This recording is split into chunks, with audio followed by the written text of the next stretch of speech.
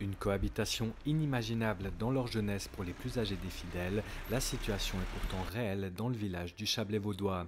Fruit des relations de paroissiens des deux confessions, le projet a germé dès la fin de l'été dernier. Il a ensuite été validé par la municipalité et les autorités ecclésiastiques. Un objectif commun, le vivre ensemble.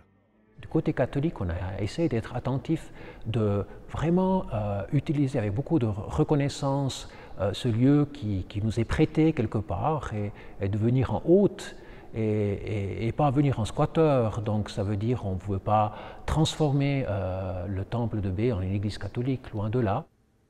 Les deux paroisses se sont mises d'accord pour les horaires d'utilisation du temple.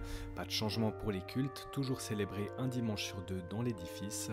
Côté catholique, les fidèles ont choisi l'option d'une messe tous les samedis à 18 h, compromis trouvé également au niveau de l'agencement spatial et des pratiques. Nous avons demandé qu'il n'y ait pas de chapelle permanente avec réserve eucharistique, tabernacle vers lequel les fidèles catholiques pourraient venir se recueillir pendant la semaine. Et puis une certaine réserve a été dite quant à l'utilisation trop fréquente de l'encens. C'est une spiritualité à laquelle nous ne sommes pas habitués. Ça pourrait être intéressant de s'y habituer. Donc voilà, sur les deux points où il aurait pu y avoir des réserves, eh bien les choses ont pu se vivre en dialogue. Les protestants ont eux aussi modifié certaines habitudes. Durant leur culte, ils allument le cierge pascal amené par les catholiques. Et pour ne pas perturber les messes, les cloches du temple ne sonnent plus les samedis entre 18 h et 18 h 15. Cette cohabitation réjouit les autorités ecclésiales des deux confessions, tout comme celle de Bé.